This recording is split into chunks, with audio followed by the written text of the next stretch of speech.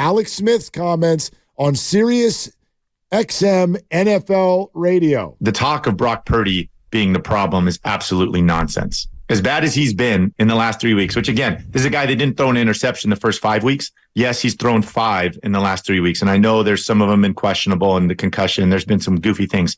He's still second in the NFL in QBR.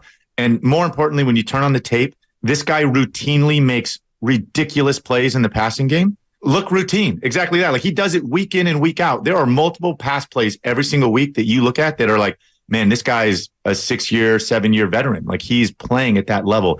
And I think sometimes we unfairly compare him to those guys. We unfairly compare him to where Dak Prescott is and Jalen Hurts and some of these guys that he's going to have to play in the NFC. We don't forget, listen, what has he played? 13 games, right? Like his real comparisons are Pickett and Ritter and Malik Willis and Matt Corral and Sam Howell. Like these are the guys that he got drafted with. They were drafted ahead of him, and he is light years ahead of them. He is not the problem. They're going to get Debo back. They're hopefully going to get Trent Williams back. Like that's going to help. And for me, far more question marks about this defense, but I still think they're going to get figured out. They're too good. Yeah, I agree with all of that from, again, Alex Smith. But the question that this sort of led us to is I want to know, just from a genuine place, how did the bar end up where it ended up?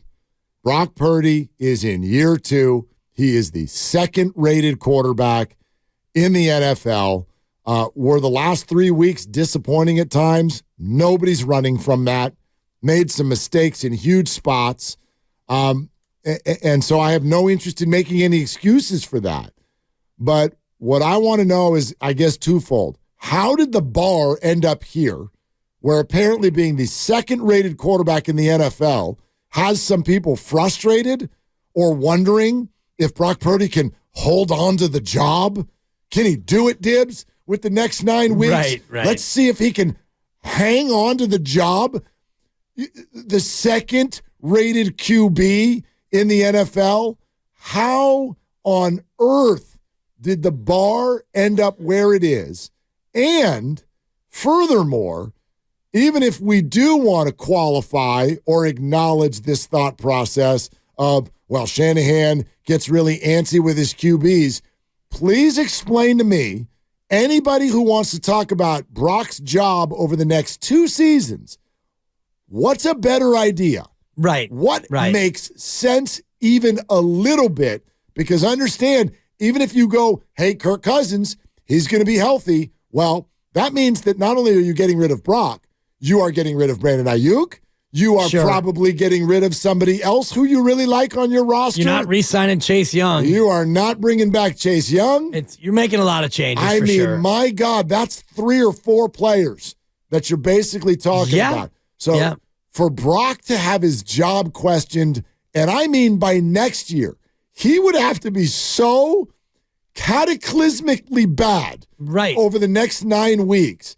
And how do you find that plausible or believable based on the player that you've watched, all based on the 3 or 4 throws that you didn't like so far this year? And they are 20th right now in fourth quarter quarterback rating. Yep. And that's a thing. So we can enter that into the conversation. Okay. A couple things that Alex Smith said that I don't take offense to, or I don't take full umbrage, but the idea of Brock Purdy and being a second-year quarterback. Yes, he is a second-year quarterback, but you are the quarterback of the Niners, and the Niners fancy themselves as a Super Bowl contender. So whatever your level of experience is, to me, it no longer matters because you are the starting quarterback of a team that is expecting to be good, so the bar for you is at that level. If you're C.J. Stroud, if you're Bryce Young, and you're quarterbacking a team that's not very good, or if you're whoever the Bears quarterback is, the kid from D2, I can't remember his name. Tyson Bagent. His bar is set at a certain level because they're not very good and he's not very good. The Niners are good. So the bar for Brock Purdy is higher than any other second-year quarterback. It's higher than it is for Kenny Pickett. I acknowledge that. And I think so. I do think when we talk about the bar, we have to remember the situation of where this bar is. Okay. That's all true. Okay. Is the bar, right? You got good teammates, expectations, great coach. It's a wonderful situation. You fit the scheme. All of those things you should be good. And he is. He's good. That's my point. No, I'm with you on the whole like job security thing. That to me, that is poppycock. And I hate to get all filthy on you on a Friday. I don't want to get filthy Friday. Oof, that was. I don't want to get too deep into stats, but if second in QBR isn't good enough, is that the bar? You've got to lead the league. Yeah, be first. I mean, it's not enough that you're ahead of Patrick Mahomes.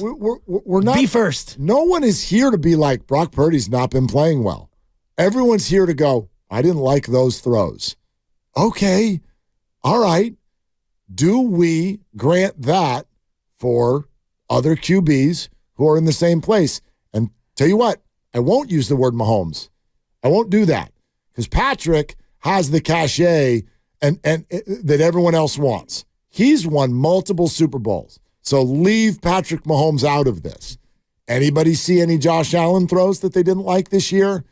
Do you think anybody in Buffalo? He's number one in QBR. That's right. He's also got more picks than Brock, threw picks enough to where it tossed one game away against the Jets, threw a horrible pick against the Bengals on Sunday night just last week, and his team is not 5-3. They're 5-4, and they're not even leading their division. But you're not going to hear that with him because nobody would be irrational like that.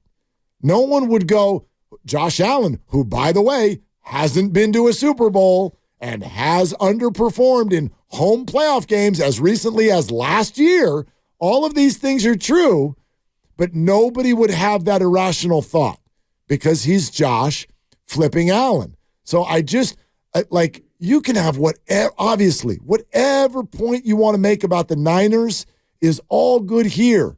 How did the bar end up where it ended up? Because it sounds to me like we're asking a second-year quarterback to not just be good.